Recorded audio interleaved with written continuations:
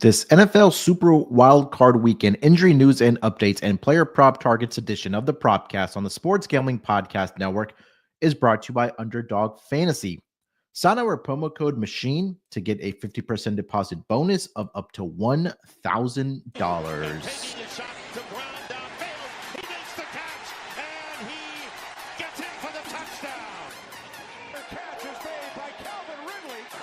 It as he throws deep downfield. It's going to be caught by Metcalf.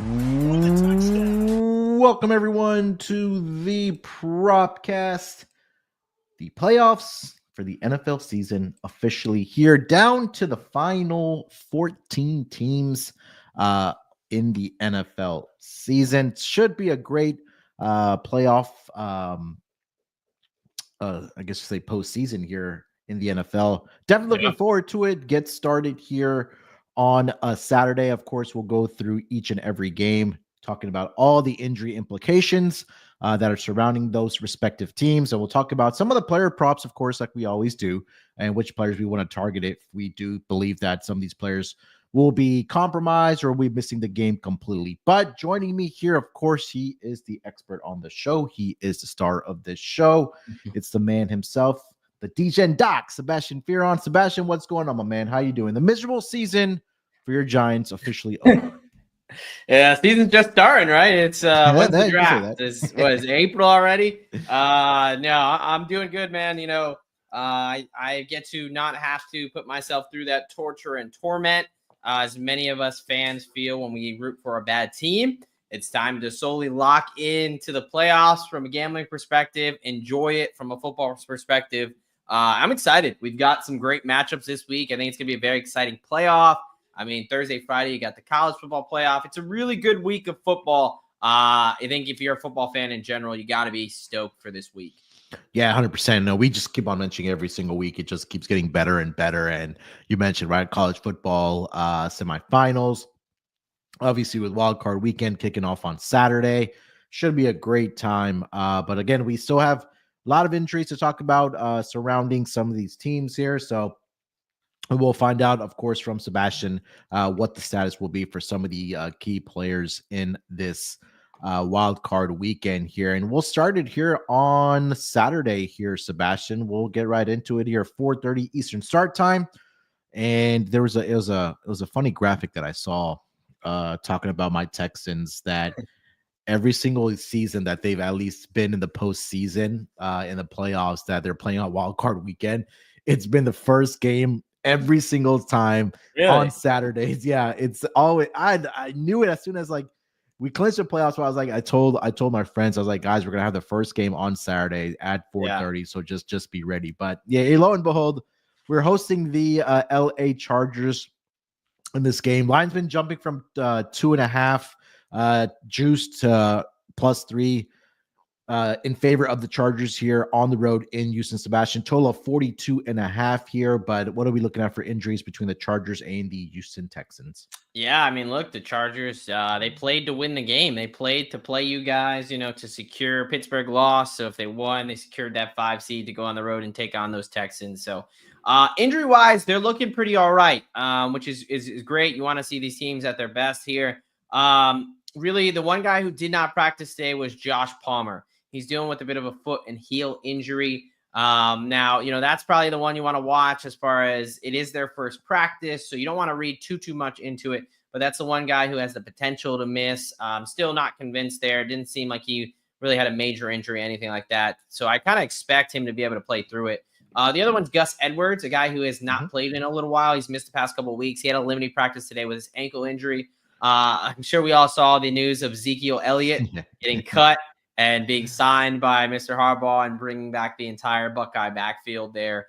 But he's on the practice squad. So I assumed that meant that Gus Edwards might be shut down or might not be able to go, but he is limited practice. So, you know, that is another one to kind of watch, see where they're at. Obviously, if Edwards plays, I don't expect Ezekiel Elliott to get activated from the practice squad. So we'll see there. They have a couple other guys limited. You know, Trey Pipkins has been in and out of the lineup, their interior offensive lineman. He left the game with an oblique injury. He did practice today, which is a good sign. You know, but he's been kind of beat up. So I would expect him to give it a go, but there's a good chance he might leave the game again with something. The only other guy that left the game was Christian Fulton. He came down with an illness during the game. A lot of Chargers fans were speculating it was from being burnt so often, but I don't think it is second-degree burns. I think whatever happened to him, but he's back in practice. He should be fine. So not a ton for the Chargers. Mostly going to be pretty healthy. Josh Palmer, Gus Edwards are the ones to watch there. For the Texans, fairly healthy as well, but they've got a couple more injury concerns. The biggest one, Will Anderson, did not play last week. It seems like that was just precaution. Full practice today with his hand injury, so he should be good to go. But guard Shaq Mason and defensive end Danico Autry both did not play last week, and both are not practicing, which is not the best sign there, obviously. They're clearly going through it there. John Mechie, wide receiver, he came out of the game for a little bit for a concussion check, but was able to come back in. But he's not practicing with a shoulder injury. He's kind of been dealing with a bit of a shoulder injury. He's been in and out of the lineup, but I do expect him to play. He finished the game, so I think he will be fine. The other one who was a bit concerning there is linebacker Jake Hansen, was ruled out with an ankle injury. Need some more information here, but I got to kind of check that one out and dive a little bit deeper to see how big of an injury that was. Again, kind of a meaningless game, so it could be a situation where if it was just dinged up, why send him back out there? Yeah. So Autry, Hansen, and Shaq Mason are kind of ones to watch. Obviously, this Texans offensive line has been not very good, so having the lack of continuity is not something you want to have CJ Stroud against Joey Bosa and his name is evading me. Khalil Mack. Who is it? Khalil Mack? Yeah, linebacker, right? Yeah. Khalil Mack. Khalil Mack. There it is. So your edge rushers there. They're two pretty prominent edge rushers, so that could be concerning. But overall, both teams fairly healthy. The one guy I have to kind of as a note for me in this game is Quentin Johnston, especially if you kind of have anything with Josh Palmer. Quentin Johnston coming off a game where he put up 164 yards. He's been kind of having that connection. He's also leading the team with 8 receiving touchdowns. So if Quentin Johnston, anytime touchdown is something that I've already got a little bit of coin on. What say you, Texans expert there? Where are you kind of looking to get after this game? Yeah, you mentioned the key one that's on the offensive line. It's what the Texans have struggled with.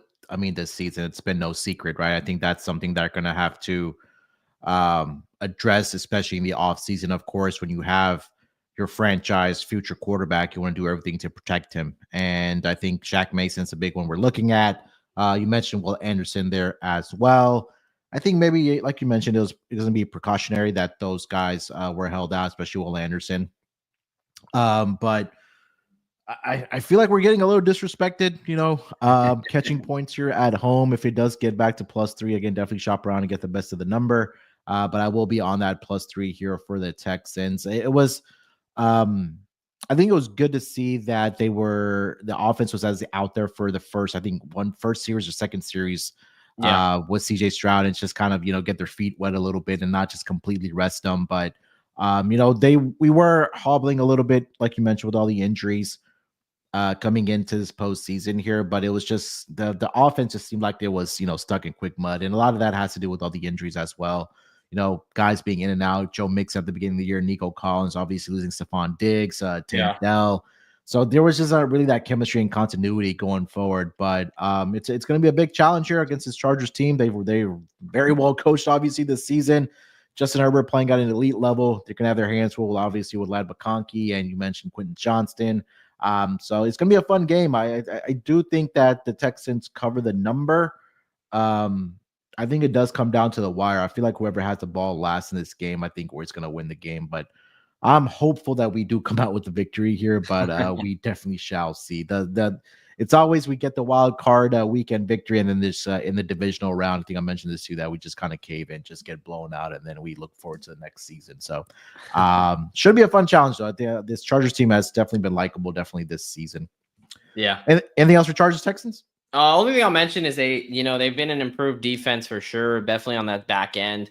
But wide receiver ones, and especially alpha wide receivers, have had some success against them. Mike Evans had himself a really nice day against this team. So I know Nico Collins is kind of, they're kind of limited in the wide receiver room after him, but that may be all they need, right? I think that he could potentially have a really big day. We saw last year in the playoffs, CJ Stroud had no problem, throwing to him plenty of times there. So I could see, look, if they are going to be successful, they need Nico Collins to have a very big day. Yeah, 200%. Looking at his receiving prop right now, it is currently set at 87.5 currently over at DraftKings. So, it's high, but it's high for a reason. I do think that Nico Collins will definitely be number one. Getting the targets, I also would look at his receptions in this game. It's at around 5.5 heavy juice or 6.5 at plus odds, but we know the targets are definitely going to be there, which I kind of think that Joe Mixon is also going to have to be involved in the passing game as well for this Texans team. So those will be the two guys. Obviously, I'll be looking at the Texans side as far as player props to go for this game. Sebastian, before we get over to the second Saturday night game, just want to remind everybody, make sure you guys check out Sean and Kramer at the Mothership Show. The NFL playoffs are officially here. Make sure you guys tune into the Sports Gambling Podcast for all your picks and props all throughout the NFL playoffs. All right, second game of the Saturday night, or Saturday games, I should say, is going to be the battle of the AFC North teams. The Pittsburgh Steelers, they are in Baltimore to take on the Ravens. Ravens are currently laying 9.5 points in this game here with a total of 43.5 here, Sebastian. Steelers just down the stretch, not playing the best football. Definitely has regressed, has Russell Wilson here, but we do have injury concerns in this game here. But what are we looking at for Steelers Ravens? Yeah, we'll start with the Steelers coming in a little bit healthier. You've got the rookie wide receiver, Roman Wilson, another full practice. He's still on the IR. It's kind of, will they activate him? And if they do, that probably means they've got a plan for him. But they might just let him kind of ride that out there. But I'm assuming at this point he's healthy off his hamstring injury, which is good. The big one for them is they have offensive guard Mason McCormick, who's already a backup for them. He's a rookie. He has filled in well, but he broke his hand last week. Now, offensive linemen, they play through things. They're tough son of a guns. There's a chance he's going to play with a kind of a brace on. And he's limited practice today, which is a good sign, but he will be limited. It's going to make it difficult if he's not able to really grip or grab onto anything. I still think him at, 90-85% is their best option, but that is something to note against Baltimore Ravens defense that is very stout against the run, and Pittsburgh, with Arthur Smith, loves to run the ball up the middle. The other one, defensive tackle Cam Hayward, missed practice today with the flu.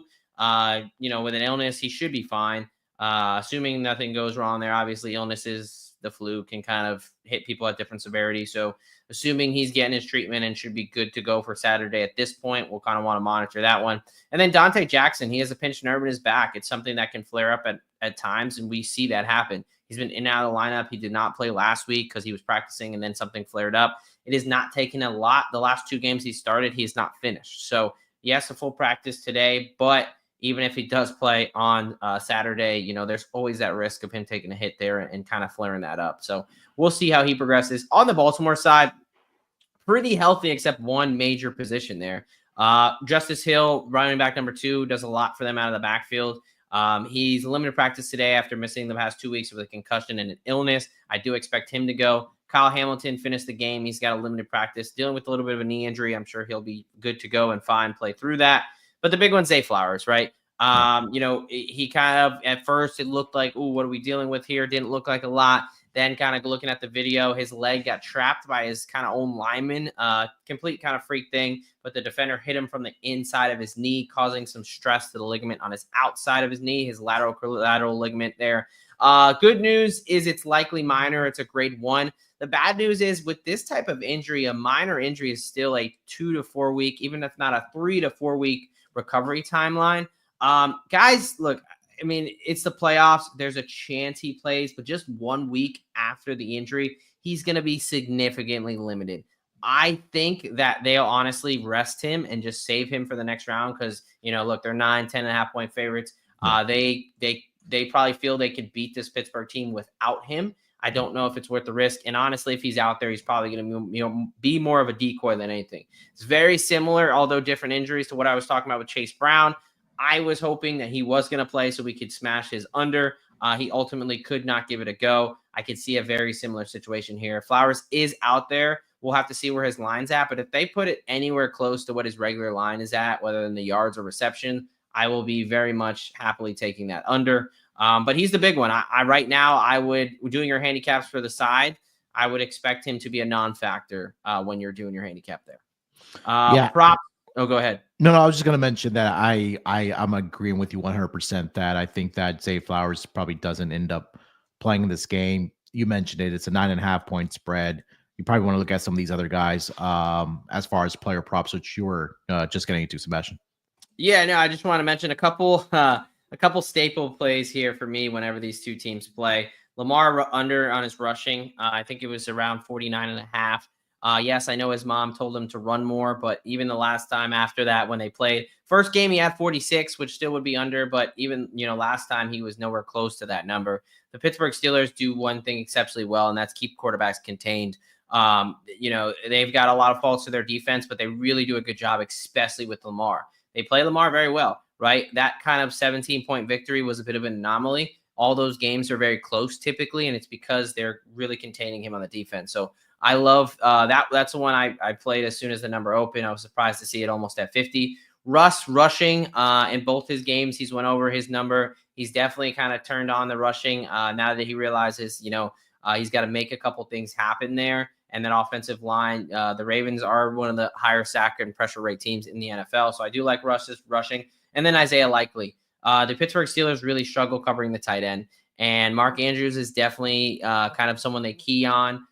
Usually Minka Fitzpatrick tries to follow him. So he doesn't typically have the best days, although he scored last time they played. But Isaiah Likely is a guy who, one of the games he led them in receiving. So Likely receiving there, I really like him as kind of the target. Obviously, with no Zay Flowers, they'll have to kind of figure it out. I think Isaiah Likely kind of plays like a wide receiver in his ability. So I like him there in that matchup. Yeah, tight ends would definitely be the targets for me in the player prop market here without, say, Flowers potentially for the Ravens side of things. You mentioned the names, Mark Andrews. I think Isaiah Likely there as well. Lamar, obviously, you mentioned it with, Mike Tomlin just having so much history playing against Lamar Jackson, just really knowing how to contain those mobile quarterbacks. I think we see obviously a lot of Derrick Henry in this game. Last season for this Ravens team, that if they would have just ran the football against the Chiefs, it would have been a different conversation. So I think they possibly do get back to that starting in this game against the Pittsburgh Steelers. Anything else for Steelers Ravens? No, yeah, I think that point on Henry's, he had a monster game last time they played, and I could definitely see it happening again. Yep. All right, before we continue the conversation here, as we're talking about the playoffs, yeah, we are talking about the playoffs, and you bet we are. Get in on the action at DraftKings Sportsbook, an official sports betting partner of the NFL. Scoring touchdowns is key to winning in the playoffs, and you can score big by betting on them at DraftKings, the number one place to bet touchdowns. Ready to place your first bet? Try betting on something simple like a player to score 6. Go to DraftKings Sportsbook app and make your pick. I would definitely be looking at my man, Nico Collins, to score a touchdown in this game against the LA Chargers. So anytime touchdown for Nico Collins over at DraftKings. Make sure you guys get over there at DraftKings. Lines and odds are subject to change. New DraftKings customers can bet $5 and get $200 in bonus bets instantly. Download the DraftKings Sportsbook app and make sure you guys use that promo code SGP. That's code SGP for new customers to get $200 bonus bets instantly when you bet just $5. Only on DraftKings Sportsbook. The crown is Gambling yours. problem? Call 1-800-GAMBLER. In New York, call 877-8-HOPENY or text HOPENY 467-369. In Connecticut, help is available for problem gambling. Call 888-789-7777 or visit ccpg.org. Please play responsibly. On behalf of Boot Hill Casino and Resort in Kansas, 21 and over, age and eligibility varies by jurisdiction. Void in Ontario. Bonus bets expire 168 hours after issuance. For additional terms and responsible gaming resources, see dkng.co/audio. All right, Sebastian, let's keep it rolling here. Let's get over to the Sunday games for Super Wild Card Weekend. We'll start it here with the 1 o'clock Eastern start time. The Denver Broncos, they are visiting the Buffalo Bills. Bills currently laying 8.5 points in this game with a total of 46.5. Sebastian, what are we looking at for Broncos Bills? Yeah, it's probably the one I have the least info on, at least right now. Not a lot of major injuries coming in. Bills sat a lot of people last week. Part of the reason why the Patriots kind of had that victory over them in the Joe Milton game. But the only one is Bills wide receiver Amari Cooper. He missed the game with a personal issue. He was still away from the team as of yesterday. Sean McDermott kind of said he was hopeful he would be back, which was kind of weird wording to me in a playoff game. So look, I don't know exactly what's going on. I don't really know. I'm sure there's not a lot of people that do. Hopefully everything is okay with Amari Cooper. I'm assuming he's going to be out there, but just kind of wanted to watch because it's an interesting situation. We don't exactly know what's going on. Sometimes things happen in these players' lives that just kind of supersede football. So Sure. there's just something to keep in mind there. I don't have really anything big other than that was just something that stuck out to me. Just because he could be such a big threat. You've got a really good passing defense, and they brought him in for a reason. His Allen's receiving options are a bit limited this season. Trying to replace Stephon Diggs and Gabe Davis. So it's just one to watch. As far as me for the props angle, probably be talking about this a decent amount. I mean, I already talked about Russell Wilson, but I like both quarterbacks rushing here. I think it is the playoffs. I think a little bit of Josh Allen in his game was for them trying to kind of contain him and wait until the playoffs for him to let loose a little bit. But it's that time. The Denver Broncos lead the league in sacks. I believe that is correct there. But I know they're definitely near the top. They bring a ton of pressure. I think that Josh Allen's going to have some opportunity and some lanes to rush. And I also like Bo Nix to use his legs. I think in big games, that's what we've seen him do. I just think, with the playoffs, they're going to leave it all on the line. And I think both these guys, they're very capable runners, and their teams are at their best when they're utilizing their legs. So I like both the quarterbacks here in the rushing department. Yeah, Denver Broncos led the league in team sacks this season. 63 team sacks. The second team was the Baltimore Ravens at 54. So definitely, I think do like that with you as well. Josh Allen over on his rushing yards, currently over at DraftKings, the number sitting at 42.5. Bo Nix sitting at 24.5 for his rushing yard prop in his first playoff game on the road in his rookie season here. So definitely do like that. Anything else for Broncos Bills? No, I mean, I think this game overall is going to be a little bit closer than people think. I know if you're into the kind of finding the DJ and anytime touchdown market, I put some bullets on Michael Burton and Nate Adkins, two guys that you probably don't know, but they get utilized around the red zone a lot. Michael Burton's a fullback. He got a carry. He scored a touchdown last week. Actually, I can't remember if they gave it to him or not. It was on the one. They might have reversed it or upheld it. But anyway, he got a carry right at the one. He's gotten multiple, and then Nate Atkins is kind of their guy in the red zone. So two guys that are both, I think, around 10-1 on their anytime touchdowns. But those are some nice sprinkles in a game that I think is going to have a little bit more points than people think. Buffalo's defense a bit shaky down the stretch. Yeah, one of the props that has been a very profitable angle, at least in the regular season, was running back receiving yards against the Buffalo Bills. I want to say they either allowed the most or they were up there in top three at least, or bottom three, however you want to word it, in allowing receiving yards to the running back position. So Jalen McLaughlin, if you want to look at him, his number's only at 9.5. And obviously Javonte Williams there as well. His number is set at 13.5 for his receiving yards in this game. So definitely will be, I'll dig a little bit more into that, but I do want to back at least the running backs for the Denver Broncos to have a pretty good night as far as, or I should say afternoon, as far as receiving yards against the Buffalo Bills.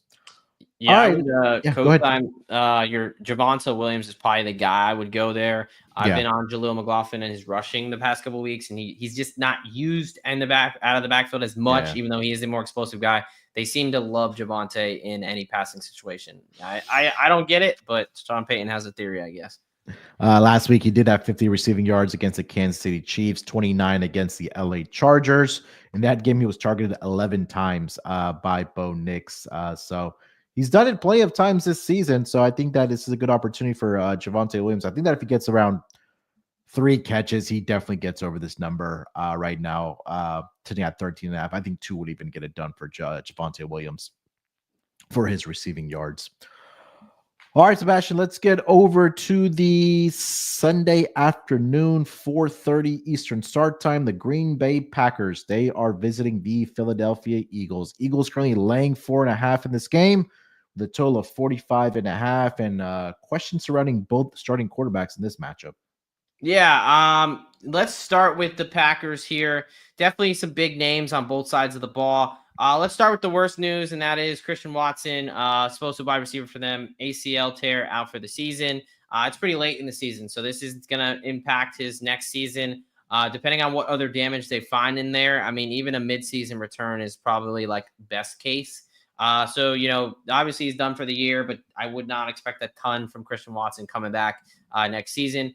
Now, Jordan Love, on the other hand, his injury seemed to be more of just like the helmet hit his phony bone. He should be fine. There's no structural damage or anything like that. So he should be 100%. I don't expect any kind of ill will or any feelings there to linger. Linebacker Quay Walker has been out for the past couple of weeks for this team. He is the leader of that defense. Yeah, he was leading tackler when he went out. So this is kind of a big one to watch. I would assume they were trying to save him for the playoffs. They've also got a couple safeties that have been in and out of the lineup. Jair Alexander is out for the season. He's done. So you're already dealing with a backup cornerback for this team. So, we need to pay attention to their safeties because they use their kind of a 3-safety look a lot. And Xavier McKinney is healthy, but Javon Bullard, Evan Williams, Zane Anderson, and some guys that have been banged up. So you want to pay attention to their safeties when their injury reports comes out later in the week. Over on the Philadelphia Eagles side, yeah, you talked about Jalen Hurts, right? Now, there have been this kind of talks and reports about, hey, he's still in the concussion protocol. Well, no shit. They haven't had a chance to practice this week. So this was kind of like an annoying, just kind of attention-grabbing tweets we saw all the major reporters put, like, Jalen Hurts still in concussion protocol. You kind of need a limited practice and a full practice to clear. So they haven't practiced this week, so it's kind of like, don't freak out about that. If he doesn't practice tomorrow, yeah, it's time to freak out because it's been 2 weeks, right? So, but the expectation is, I think if that was the point, we would have heard some rumblings out of Eagles camp if anyone was truly concerned. So I fully expect him to practice on Wednesday and then clear either Wednesday or Thursday and be perfectly fine. Nakobe Dean is kind of the one to watch for them on defense. He's been one of their leading tacklers next to Zach Braun in the middle there. He's missed the past 2 games. Now, last game, they didn't really play much, but he was dealing with an abdomen injury, which can linger depending on the severity there. So we want to see where Dean is at. Other than that, they come in pretty healthy. I mean, they got back Dallas Goedert last week. They should be pretty healthy. They didn't really play a lot of guys coming out of that game last week, so they should be ready to roll in a much better spot than the Packers. I mean, Packers definitely are out Alexander and Watson. Just got to kind of see if Quay Walker and some of those safeties were also down. There's going to be a very big edge on the health department for the Eagles. Yeah, I mean, you mentioned it with Jalen Hurts. I think tomorrow's the big day. Obviously, I think it's just like you said, the attention-grabbing tweets about Jalen Hurts there. So I fully expect him to be out there for the Eagles as they are currently a 4.5-point favorite. I want to get your take on this game here because I feel like the Packers are a little sneaky, at least covering the spread outside of 4 right now. So, Sebastian, what are your thoughts on the side here, at least? Look, as a Giants fan, I ultimately always look to fade the Eagles. I immediately saw that. It just depends for me. I haven't placed a bet on this game because I need to see where Quay Walker and the safeties are at. I think they can recover from the Watson injury. He's kind of a big play threat, but I don't think he's the most reliable. They've still got Jaden Reed, Romeo Doubs, Heath, Wicks, Tucker Kraft, Musgrave's coming back, Jacobs. Like, they've got weapons, right? Yeah. Jordan Love is Jordan Love. He makes some mistakes, stuff like that. But they need their defense because Saquon really kind of, he went for some long runs against them.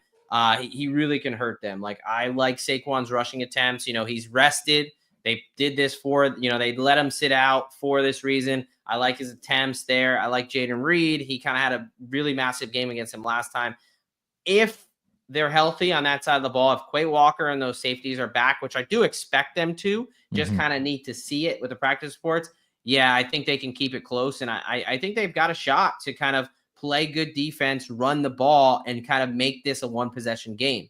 But if they kind of have some of those injuries on the other side, I think that it's going to be kind of what happened the last time they played. The Eagles are eventually going to wear them down, and we're going to see a long Saquon run. And, it's going to go from a 3-point game to a 10-point game. And then, Jordan Love interceptions definitely on the table at that point. So, that's where I'm at with this game. Trust me, I'm waiting for the opportunity to fade this Eagles team, but if that defense is still beat up, man, unfortunately, I think I'll probably play in the prop market so I don't have to lay it with the Eagles, but Sure. I think the Eagles might roll there. Yeah, Saquon right now, his rush attempts are set at 20.5 with juice towards the over. And his rushing yard prop right now is set at 102.5, currently over on DraftKings. One more I want to ask you about here. Obviously, they do have Jalen Hurts prop listed. Him coming off the concussion, his rushing yards are set at 36.5 right now. Coming out of concussion protocol, assuming that he does play in this game, do you just expect him to continue being Jalen Hurts, taking the opportunities to run, or are you a little bit more, or would you be a little bit more cautious as a prop better? Looking at that 36.5 number, what were your thoughts on that? Yeah, no, actually, this is one that I can pull it up, but I don't know if you have it there. His anytime touchdown price, it was close to even money. I don't know how much it shot up recently. That is kind of where I would be looking. Okay, so minus 125 over on DK right now. Yeah. That is kind of my first thought of where I'd be looking to go with him or his rush attempts, because I think that doesn't stop the tush push at all. Mm-hmm. And honestly, I mean, it's been almost 3 weeks since the concussion. Most of these guys play in 1 or 2 weeks. So yeah, the fact that we've had this much time, I don't have a lot of reservations. And I think that, Jalen Hurts will have to use his legs in this situation. I think he did against them last time they played. And I have a feeling this is a situation where we can kind of fade the kind of public sentiment, because I think a lot of people are going to have that thing of, hey, he's coming off a concussion, he probably won't run. Like, I have a feeling Jalen Hurts has probably been okay for a couple weeks now. Like, I think in his mind, he knows, like, and the coaches know, like, it's 3 weeks off a concussion. If it was maybe the week after, I think, absolutely, because there's a re-injury risk and things like that. But now at the 3 week mark, I think it's actually an opportunity we can look to go the opposite way there. I kind of think I like the attempts or the touchdown a little bit better, just because, he seems to like a lot of those short yardage runs, a lot of stuff around the goal line. But yeah, not exactly one I'm looking to fade and entirely for Hurts there. I mean, those kneel down attempts also count as rushing attempts as well. Yeah. So the last 2 head-to-head meetings against the Green Bay Packers back in the 2022 season, 17 attempts, 157 rushing yards to Jalen Hurts. The matchup earlier this season, he had 13 attempts in that game for 33. Obviously, that was the game in Brazil. So, yeah, I think that the rushing attempts, I think that's a great call there by you, Sebastian. That number sitting at 9.5 right now. Currently over on DraftKings. All right, before we get to the final 2 games of the wild card weekend here, let me just tell everyone about our friends over at Underdog Fantasy. Underdog Pick'em has honestly one of the biggest menus of all sports. Underdog is always making it easier with profit boosts and gimme pick'ems. Underdog Playoff Best Ball is now live. The Gauntlet tournament has $2 million in prizes up for grabs for just a $25 entry. NFL, college football, college basketball, MMA, NBA, NASCAR, and more. And you can now use specials and boosts on all flex entries. Sign up with promo code MACHINE to claim your special pick and first-time deposit offer up to $1,000 in bonus cash. That's UnderdogFantasy.com. Make sure you use that promo code MACHINE. All right, let's keep it rolling here. We'll get to the Sunday night football game on wildcard weekend. We've got the Washington Commanders. They are in Tampa to take on the Buccaneers. Bucks laying 3 points in this game with a total of 50.5. These 2 teams did match up in week 1, I believe, if I'm not mistaken, in Tampa. Jalen Daniels' first game on the road, and that was a victory for the Tampa Bay Buccaneers, 37-20. Baker had a great game. I'll get into the stats and all that in a minute here, but let's talk about the injuries first in this game here, Sebastian, for the Commanders and the Buccaneers. Yeah, this one, with it being Sunday night, no practice yet, and both these guys, these teams are gonna have some more speculation here. of some guys I want you to make sure you keep an eye on for these practice reports, because there are some big names that we seem to see how they're progressing. We'll start with Tampa because it's a little bit easier. There's really just two guys. One of them we're a little bit cut and dry. The safety position has been a position that has been a rotating door with injuries in Tampa this whole season. They finally got back starting safety Jordan Whitehead off a pectoral injury they thought was going to end the season.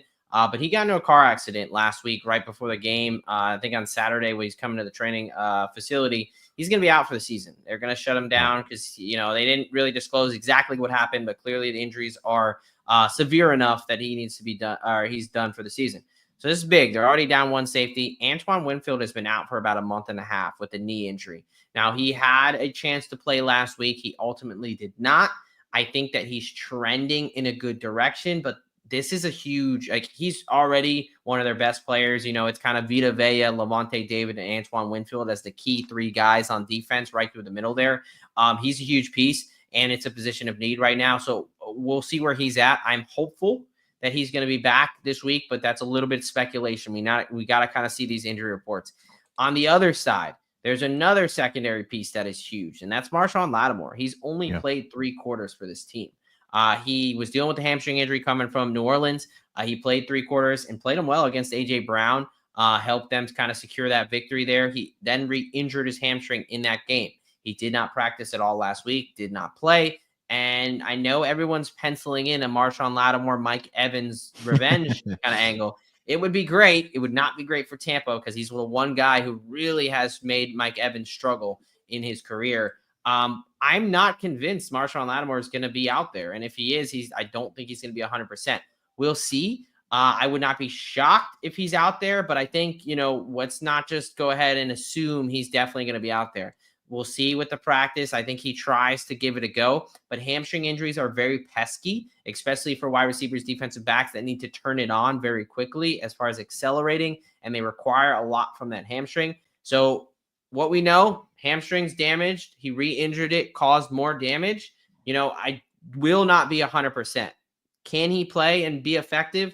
Let's see. I need a full practice from him to have kind of that type of confidence. Because if he is effective, this is huge. He really does well at taking away Mike Evans. And there's no Chris Godwin. I know Jalen McMillan, Sterling Shepard, but, let's be honest, in the playoffs, Chris Godwin would be a great guy to have right now if you're going to have Marshawn Lattimore kind of take away Mike Evans. So that's a big one. The other two is the Washington offensive line. Tyler Biadasz, starting center, and offensive tackle Andrew Wiley missed last week. They got banged up in the game against Atlanta when the game they kind of needed to win. So their Washington offensive line has not been great. They've kind of been an okay unit all year. Jaden Daniels has made up for a lot of their ineptitude with his legs. But if you're going to be down 2 starting linemen against guys like Vita Vea, it's going to make it hard to run, and you don't want the rookie quarterback to become one-dimensional. You got Terry McLaurin on the other side, but outside of him, Zacchaeus has been kind of a nice story, but Noah Brown's out for the year. They don't really have a great wide receiver too. So it's gonna be a fun one. I'm very interested. This is the game I'm probably gonna be the most locked into the injury reports, just because if Marshawn Lattimore can't go, huge, right? Mike Evans is going to absolutely torch their other cornerbacks. If Antoine Winfield can't go, massive. Zach Ertz is going to have a day that's secondary. Spencer Rattler was kind of lighting them up in that game last week. So this is kind of have some big implications there. So this should be a fun one. Again, I can't give anything definitive yet until we get to some of these reports Wednesday and Thursday. But I'm very intrigued to see this game. From the prop angle, it's Bucky Irving. In that Atlanta game, I thought Jonathan Allen returning to the lineup would make Washington a better rush defense. It has not seemed to have that effect. Rico Dowdle, Trey Lance were able to get off against them. Bijan Robinson kind of had whatever he wanted. I think Raheem Morris got a little cute and let the rookie quarterback throw too much, but they're susceptible on the ground. And Bucky Irving has shown he can absolutely take advantage of a good matchup. So I like him. I also like Baker, man. He's played great this year. When he's needed to get it, he's got it. He rushed for 68 yards last week. I absolutely can see him using his legs a ton here in a must-win game. So those are the 2 guys that I like in the prop market for this matchup. Yeah, the Tampa Bay Buccaneers this season have been a team that has struggled against the tight end position. So I think that, You mentioned Zach Ertz.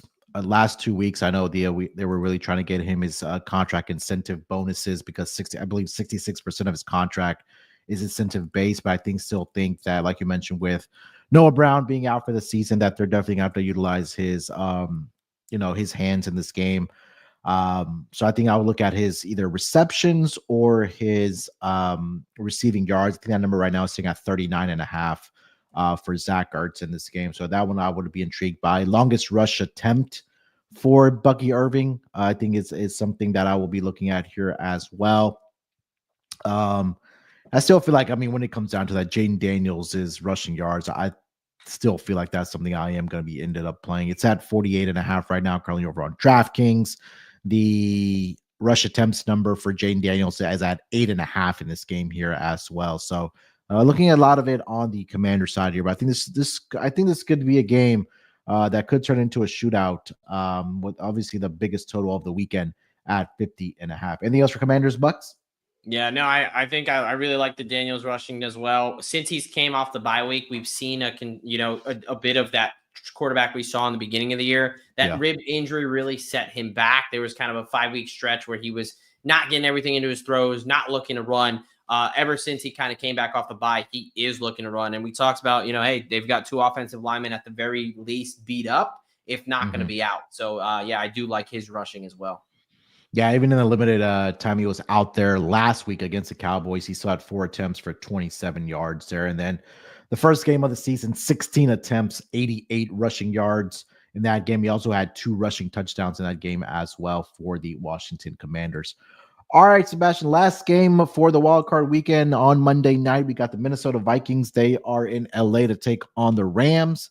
Rams currently catching 1.5 points here at home with a total of 47.5. What are we looking at for Vikings and Rams? Yeah, really a couple ones here. The most obvious, biggest one, Blake Corum, running back 2 for them, broke his forearm. He's going to be out for the season.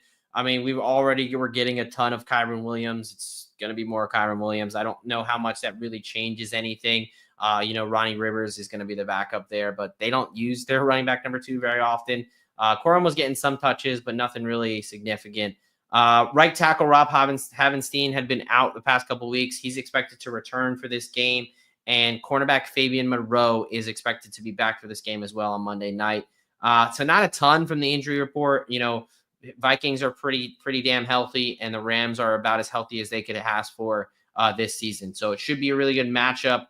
The ones that I like, these teams did play. They kind of gave the only team Minnesota has lost to other than the Lions is this LA Rams team, which is kind of crazy to think about. But Stafford passing, it's been kind of an easy play all year. The Minnesota defense, although good, their secondary is very susceptible to letting up yards. They get really tightened down in the red zone. They really take away the ball very well. But for a yards perspective, I think Stafford, his passing is going to have to turn it on there. They're really good against the run. I think they're going to stymie this rushing attack a little bit, and I think Stafford's going to have to throw the ball some. So I like his passing. I also like his interception prop. I think he can work his way into some trouble there. Again, this team has a turnover in every single game they've played this season. So they really find ways to get after it. If you really want to kind of get a little bit, I wouldn't call it cute, but a little bit degen, their defensive anytime touchdown is something I'm going to look into. We saw last week, Van Ginkel has kind of been great on reading screens. He's had 2 pick sixes. He almost had one against Jared Goff. They had one that, they got tackled at the 5. Like, this is a really opportunistic defense. So that's another one where I kind of think that Stafford could play himself into a little bit of trouble there. And then Aaron Jones rushing. There's a really bad rush defense. How do we make Sam Darnold feel a little bit more comfortable? Let's get Aaron Jones a lot of touches and run the ball. And then Jalen Naylor, kind of that number 3 piece. I've kind of rode his ladder the past 2 weeks. He's coming very nicely. They're going to be very focused on Justin Jefferson and Jordan Addison, as they should.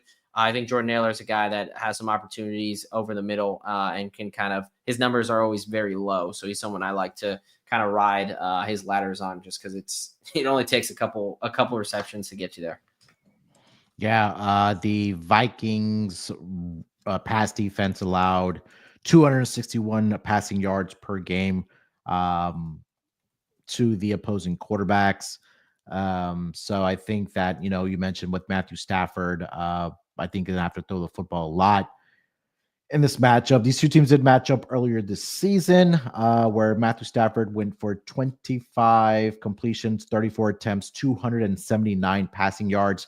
Did have 4 touchdowns in that game, which was a 30-20 victory for the LA Rams in that game. And Aaron Jones did have 19 rush attempts in that game for 58 yards. Sam Darnold, 18 of 25, 240 for 2 touchdowns. Kyron Williams had a pretty he did have 23 attempts in the game. Dude got 97 rushing yards in that game on 4.2 yards per carry. But Puka Nacua, 7 receptions, 9 targets, 106 yards in that game. And then Justin Jefferson for the Minnesota Vikings, 8 receptions on 9 targets, 115 receiving yards in that game. So it's going to be a game where the stars definitely do shine for both of these teams to wrap up the wild card weekend on Monday night. Anything else for the Vikings and Rams here, Sebastian?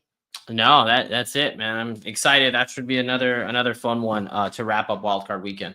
Yeah, it should be a great weekend of NFL playoffs. Definitely excited for it. But that was the last game that we were is going to be for the wild card weekend. So, some teams more injured than some of these other teams, but we went through every single game there. Talked about a lot of player props that we are looking at as far as wild card weekend goes. So this was definitely a lot of fun, but we'll find out in the coming weekend who will advance to the divisional round. All right, that is going to do it here for this Super Wild Card injury news and updates and player prop targets episode. Sebastian, anything else you want to mention before we get out of here, man? Yeah, no, look, we usually do the show on Tuesday and there's not a lot of lines out. The cool part about these games is most of the lines are already dropped. So you can get on them right away. So I would, as we've encouraged you, if you really agree with us, if you like something, take it now. It's very likely it's going to move in the direction you don't want it to. Other than that, very excited for this playoff weekend. Yeah, man, that's pretty much it. Yeah, it should be a lot of fun. Like we mentioned, we'll be back next week to talk about the divisional round game. So look out for us then. Make sure you guys follow Sebastian over on the Twitter machine at the DGen Doc. You can follow me there as well at SportsNerd824. Enjoy the playoffs this weekend, whether it's college football, whether it is the NFL. Should be a lot of fun. And we'll be back next week to talk about the divisional round as well. All right, we'll talk to you guys next week. Till then, good luck with your bets. Let's break these books off. And always remember to let it ride.